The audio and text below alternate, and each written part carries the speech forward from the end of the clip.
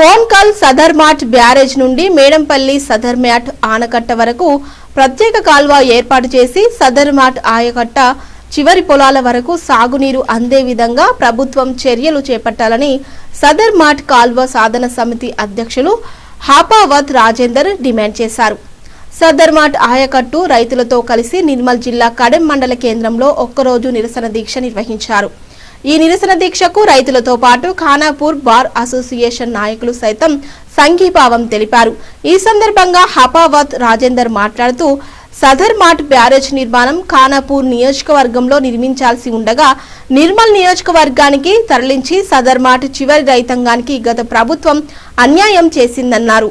55 గేట్లతో సదర్మాట్ బ్యారేజీ నిర్మాణం చేపట్టినప్పటికీ ఆ బ్యారేజ్కు కాలువలు నిర్మించకపోవడం, అదేవిధంగా సదర్మాట్ నుండి వారాబందీ పద్ధతిగా కాకుండా ప్రతిరోజు నీరు వచ్చే విధంగా చర్యలు చేపట్టాలన్నారు. మరికొద్ది రోజుల్లో సీఎం రేవంత్ రెడ్డి బ్యారేజ్ ప్రారంభోత్సవానికి రానున్న నేపథ్యంలో ప్రారంభోత్సవానికి ముందే బ్యారేజ్కు ప్రత్యేక కాల్వ నిర్మాణం చేపట్టి చివరి ఆయకట్టుకు సాగునీరే అందే విధంగా చర్యలు చేపట్టాలన్నారు. కోర్టు బార్ అసోసియేషన్ ప్రెసిడెంట్ గారు కూడా మనకు మద్దతు నడవడానికి సిద్ధమని చెప్పినా కార్యరూపం దాల్చినాం. రాత్రికి రాత్రి అన్ని ఏమైనా కావాల్సిన ఏర్పాట్లు అన్ని చేయగలిగినాం. మీరందరూ సహకరించారు. మీ అందరికి ప్రత్యేకంగా ధన్యవాదాలు తెలియజేసుకుంటున్నా. అలాగే ఇప్పుడు కూడా వెన్నుదట్టుగా ఉన్నటువంటి రైతాంగానికి నేను ప్రత్యేకంగా రుణపడి ఉంటా. రెండోది మా ప్రాంతంలో ఇప్పుడు సదర్మాటు ముఖ్యమంత్రి గారు వస్తున్నారని చెప్పేసి చెప్తా ఉన్నారు. సంక్రాంతి తర్వాత ప్రారంభోత్సవం అని చెప్పేసి మాకు తెలుస్తా ఉంది.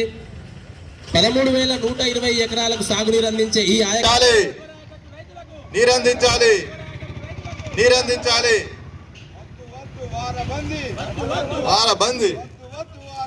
వద్దు వారబంది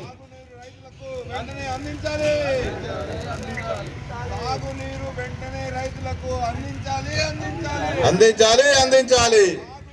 చాలా గర్హనీయమైనటువంటిది. ఎందుకనంటే గత కొన్ని సంవత్సరాలుగా మనం ఆ రోజు 1891 సంవత్సరంలో నిజాం కాలంలో ఉటాలే అనే ఫ్రెంచ్ ఇంజనీర్ ఒక వినూత్న ఆలోచనతోటి గోదావరి నది పైన గోదావరి వృధాగా పోతున్నాయి అనేటువంటి ఒక సంకల్పం తీసుకొని ఆ రోజు ఒక ఆనకట్ట అడ్డుగోడ నిర్మించి జస్ట్ ఒక 5,000 ఎకరాల భూమికి సాగునీరు అందించాలనే సదుద్దేశంతో ఆ రోజు కట్టడం జరిగింది.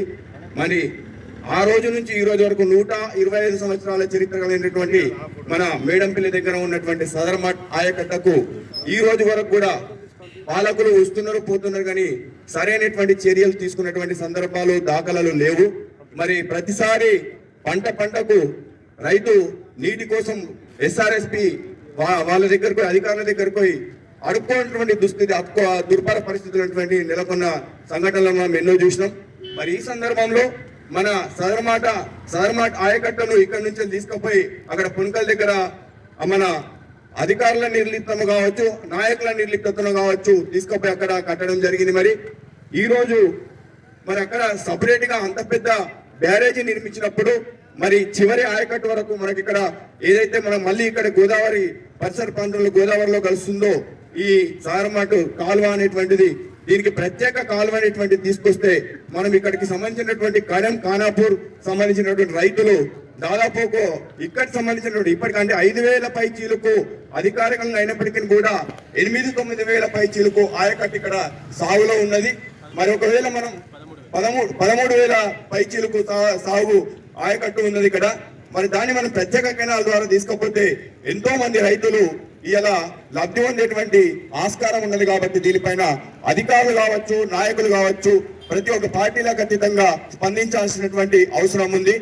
అయితే ఇట్లాంటి విషయాలు వచ్చినప్పుడు దయచేసి నా యొక్క విన్నపం ఏంటంటే ప్రతి ఒక్క ఊర్లో ప్రతి ఒక్క మండలంలో రాజకీయం అనేటువంటిది ఉంటది, ప్రతి ఒక్క జెండా ఉంటది, అన్ని పార్టీల నాయకులు ఉంటారు. కానీ ఇట్లాంటి ఇష్యూలు వచ్చినప్పుడు పార్టీలకు అతీతంగా జెండాలకు అతీతంగా ఒకే వేదికపై వచ్చి కొట్టాడినట్టయితే మనం నాయకులను కావచ్చు, అధికారులను కావచ్చు, వారి యొక్క బాధ్యత మనం వాళ్ళ గల్లబట్టి మనం అడిగి మన హక్కులు తీసుకునేటువంటి సందర్భాలు అనేటువంటి ఉత్పన్నమవుతాయి.